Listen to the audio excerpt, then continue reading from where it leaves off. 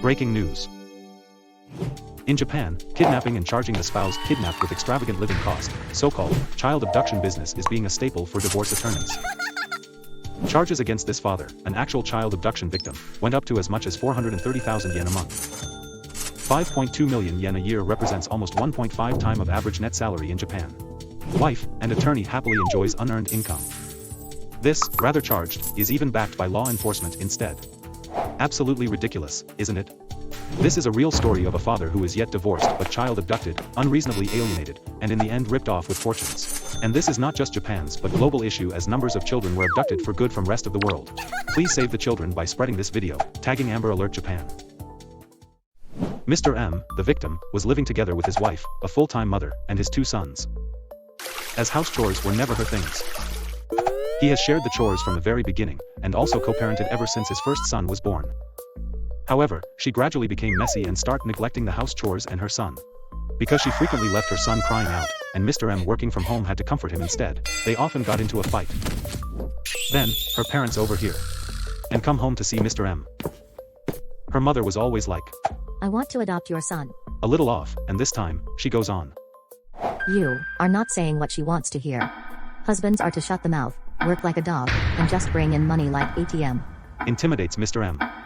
And her father. Do whatever you are told to do. Followed like this. Mr. M, surprised by their self-centered sayings but chose not to fight back to earn their trust and rebuild peaceful home again. And time went by. Long-awaited youngest son was born. But her house chores and parenting got messy even more. And not only insufficient meal preparation, but also child neglect frequently took place. Mr. M covered her part and gently raised his concern. But she never listened to a word he said. Then, as anticipated, both sons got injured and ended up in a hospital seeing a doctor. Nonetheless, not a single sign of remorse was shown by her, so gradually Mr. M grew apart from her. And then, all of a sudden, her behavior changes. Who was behind was the divorce attorney.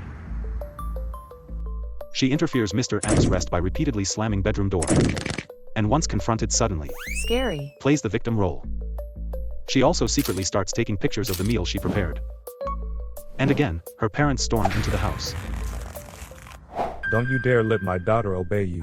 Her father starting off with complete nonsense, and her mother Get off the property and I will take children back to our house. demanded over and over again.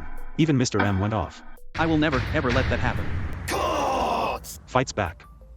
And pushed them back somehow, but the day arrives in a short while. Few days later, long business trip rolls into Mr. M. Before leaving the house, Date of return. was frequently asked.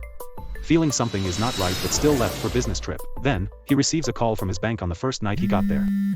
Finding out that most of his saving has been withdrawn from his daily use bank account, he immediately tries to reach his wife. But no response was there from her. Rushing back home, the very next day, he finds both sons kidnapped, and all other valuable furniture and home appliances moved out. Furniture, bank account and credit card, total loss of those were as much as 7 million yen. And a letter from divorce attorney was left in the room. And a message of Children have moved out and living safely, and living expense is filed against you. has been noted. This, so-called child abduction, is the way how one of the spouses rips off children and fortunes from another. In comparison to kidnap for ransom. While kidnapper studies parents' daily routines, and build kidnapping plan beforehand. And snatch and run off with the kid when parents are not around. And request for monetary return, ransom, to parents. Child abductor studies another spouse's daily routines, and build abduction plan beforehand. And moreover fabricates fake evidences for trial. And snatch and run off with the child. And moreover rob fortunes. And request for monetary return, living expense, to another spouse. Which we now know that kidnap for ransom and child abduction has no difference at all, or even worse, since fabricate and robbery are added. Only difference between two abductions is, whether offender is a stranger, or a partner. And, the one who is coaching child abduction is the divorce attorneys. Mr. M immediately runs into police station crying for help. But, finds himself treated in an unbelievable way. Never go see your boys. I will arrest if you do. Aren't you the one who did DV? No prosecution, even accusation. Not only ignores his claim but even more threatens Mr. M as if he was the criminal instead. As a side note, an involvement of other department's officer, knowing about child abduction beforehand. And telling Mr. M's wife together with City Hall officer. We will take care if anything happens. Reveals later on. As a result, accusation letter was accepted after months of complaint but none of the progress is seen yet and only unofficial restraining order has been enforced. Thereafter, mediation for living expense and visitation begins. Judge is also present but unlike trial where sentence is passed, mediation is where dispute is settled through discussion. But since perjury is not accused during mediation, wife's attorney goes. Harassment, DV, abuse, harassment, DV, abuse. Tries to frame him with multiple perjury. As for visitation, which will become a precious opportunity for Mr. M and his children, who were completely alienated ever since abducted. Risk of kidnap. Refuses it with unbelievable reason, which kidnapper claiming kidnapping risk. Mediation room flooded with massive perjury, and unable to discuss constructively. Expects judge to warn her excessive behavior, but the reality was. Child visitation is impossible, because they are refusing. Unbelievably take side of child abductor, who is complaining with pack of lies. Mr. M questions judge's injustice manner by asking. That's unfair, why in the world opinion from only one side is accepted? Then. The judge. Ignores him. As a conclusion of mediation, visitation was not granted to Mr. M, and all he got was just an entitlement to 3 photos a month. Which is nothing different from child's life confirmation during ransom kidnapping. And, for living expense which is equivalent to ransom was. From Mr. M's income. And his wife's income. A matrix which systematically returns the living expense without any ceiling, went up to. Sky high of 430,000 yen a month. Besides the 2 mediations, the outcome of the order to surrender children in designation of child custody, that he has filed separately was. Wife's neglect back then and actual co-parenting with Mr. M was intentionally overlooked, and only the fact that wife was child-raising focused and evaluated. Furthermore, child abduction which led to today's child occupation was again overlooked, and the fact that wife is now staying with children focused and evaluated. From so-called. The principle of maternal priority. And continuity of child custody. Absurd conclusion of wife's custody meets the children's interest the most, became the final judge. Hardly believable it is, but divorce attorney coaching around child abduction, and together with police and judge becoming a bouncer for child abductor and securing alienation and living expense after abduction? Child abduction evolves into sustainable business model. And its business model templated and spread across the country, used as a gold-digging tool for ambulance chaser, the number of victims is keep growing and growing. For instance, cases like Mr. M. Coaching child abduction is usually done during consultation with attorney, and hourly fee is charged. Once abducted, retainer fee for mediation is charged. Additional fee is charged by messing up the mediation, and entering into proceedings of order. Of course incentive is charged, if any of the visitation requirement from the victim is successfully turned down, and 11% is taken out of monthly living expense, and become a contribution to attorney's stable cash income. There is also a retainer fee and incentive for order of surrender of children and designation of child custody. After 3 years of separation, which divorce become permissible.